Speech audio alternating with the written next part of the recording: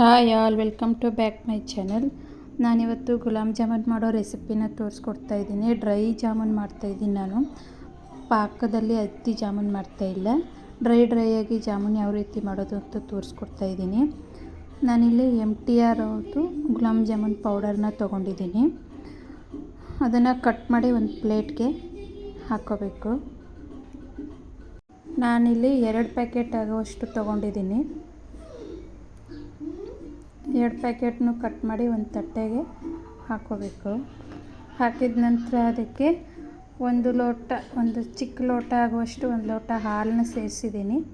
ಹಾಗೆ ಸ್ವಲ್ಪ ನೀರನ್ನ ಹಾಕಿ ಕಲಿಸ್ಕೋಬೇಕು.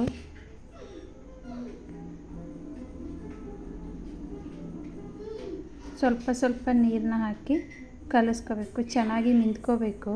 ಸಾಫ್ಟ್ ಆಗಬೇಕು ಹಿಟ್ಟು. ಈ ಲೋಟದಲ್ಲಿ 1 ಲೋಟ ಆಗುವಷ್ಟು ಹಾಲು ತೊಗೊಂಡಿದ್ದೆ.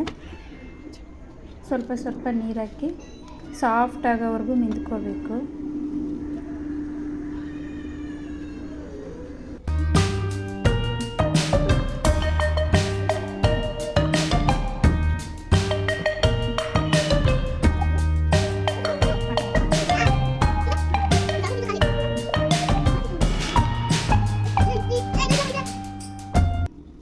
ನೋಡಿ, ಹಿಟ್ಟು ಎಷ್ಟು ಸಾಫ್ಟ್ ಆಗೋವರೆಗೂ ಕಲಿಸ್ಬೇಕು.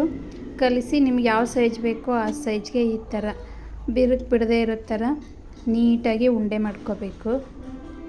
ಎಲ್ಲೂ ಸ್ಕ್ರ್ಯಾಚ್ ಆಗಬಾರ್ದು ಉಂಡೆ, ಆ ರೀತಿ ಮಾಡ್ಕೋಬೇಕು ಸಾಫ್ಟಾಗಿ.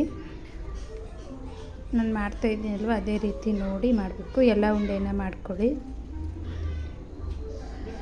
2 ಪ್ಯಾಕೆಟಲ್ಲಿ ಇಷ್ಟು ಆಗಿದೆ, ಉಂಡೆಗಳು ಇಷ್ಟಾಗಿದ್ದಾವೆ. ಹಾಗೆ ನಾನೊಂದು 4 ಉಂಡೆನ ಉದ್ದುದ್ದಕ್ಕೆ ಮಾಡ್ಕೊಂಡಿದ್ದೀನಿ. ಹಾಗೆ ಪಾಕಕ್ಕೆ ಈ ಬೌಲಲ್ಲಿ 2 ಬೌಲ್ ಆಗುವಷ್ಟು ಸಕ್ಕರೆನ ತೊಗೊಂಡಿದ್ದೀನಿ. ಅದೇ ಬೌಲಲ್ಲಿ 4 ಬೌಲ್ ಆಗುವಷ್ಟು ನೀರನ್ನ ತೊಗೊಂಡಿದ್ದೆ. ಅದನ್ನು ಸಕ್ಕರೆನ ನೀರಿಗೆ ಹಾಕ್ಬಿಟ್ಟು ಒಲೆ ಮೇಲೆ ಪಾಕ ಮಾಡೋದಕ್ಕೆ ಇಡ್ತಾಯಿದ್ದೀನಿ. ಹಾಗೆ ಈ ಕಡೆ ಎಣ್ಣೆ ಕಾಯಕ್ಕೆ ಇಟ್ಟಿದ್ದೀನಿ.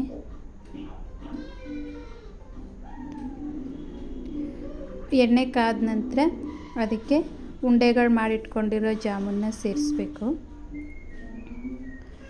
ಚೆನ್ನಾಗಿ ಗೋಲ್ಡನ್ ಕಲರ್ ಬರೋವರೆಗೂ ಫ್ರೈ ಮಾಡಬೇಕು.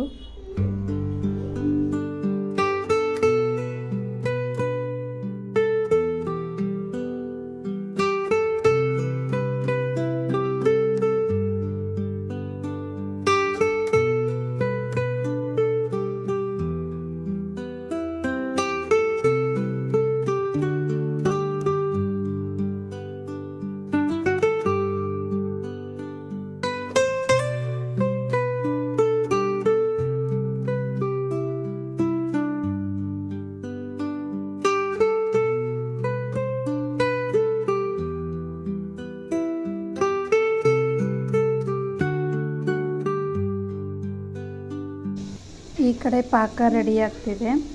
ಪಾಕಕ್ಕೆ ಸ್ವಲ್ಪ ಏಲಕ್ಕಿ ಪುಡಿನ ಸೇರಿಸ್ಕೊತಾ ಇದ್ದೀನಿ. ಏಲಕ್ಕಿ ಪುಡಿ ಸೇರಿಸಿ ಒಂದೆಳೆ ಪಾಕ ಬರೋವರೆಗೂ ಬೇಯಿಸ್ಕೋಬೇಕು. ನೋಡಿ, ಎಲ್ಲ ಜಾಮೂನು ಈ ಕಲರ್ ಬರೋವರೆಗೂ ರೋಸ್ಟ್ ಮಾಡ್ಕೋಬೇಕು. ನಂತರ ಪಾಕನ ಸ್ವಲ್ಪ ತಣ್ಣಗೆ ಹಾಕ್ಬಿಡು. ಪಾಕ ಮತ್ತು ಕರೆದಿರೋ ಜಾಮೂನು ಕೂಡ ತಣ್ಣಗಾಗಬೇಕು. ಇದೇ ಮೇನ್ ಇಂಪಾರ್ಟೆಂಟು. ಇಲ್ಲಾಂದರೆ ಬಿಸಿದೆ ಹಂಗೆ ಎಣ್ಣೆನ ತೆಗೆದು ಬಿಸಿ ಪಾಕಕ್ಕೆ ಹಾಕ್ಬಿಟ್ರೆ ಬೇಗ ಒಡ್ಕೊಂಡ್ಬಿಡ್ತವೆ.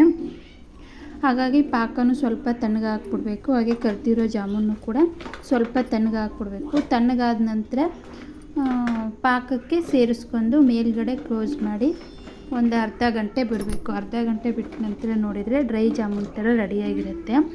ಹಾಗೆ ಡ್ರೈ ಜಾಮೂನ್ ಬೇಡ, ನಮಗೆ ಪಾಕ ಜಾಮೂನ್ ಬೇಕು ಅಂದರೆ ನೀವು ಸಕ್ಕರೆ ಮತ್ತು ನೀರಿನ ಕ್ವಾಂಟಿಟಿ ಜಾಸ್ತಿ ಹಾಕ್ಕೊಂಡ್ರೆ ಅದು ಪಾಕ ಜಾಸ್ತಿ ಸಿಗುತ್ತೆ. ನಾನು ಡ್ರೈ ಜಾಮೂನ್ ಥರ ಮಾಡೋದ್ರಿಂದ ನಮ್ಮ ಮನೇಲಿ ಯಾರೂ ಪಾಕ ತಿನ್ನಲ್ಲ. ಅದಕ್ಕೆ ಡ್ರೈ ಜಾಮೂನ್ ಥರ ಮಾಡ್ತೀನಿ ನಾನು.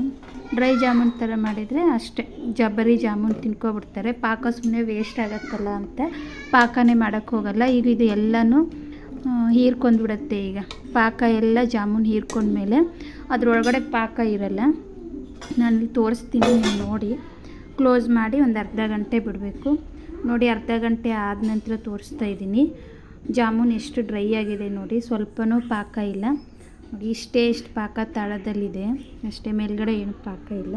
ಚೆನ್ನಾಗಿ ಪಾಕ ಹೀರ್ಕೊಂಡಿರುತ್ತೆ, ಡ್ರೈ ಥರ. ನೋಡಿ ಎಷ್ಟು ಚೆನ್ನಾಗಿ ಬಂದಿದೆ ಜಾಮೂನು.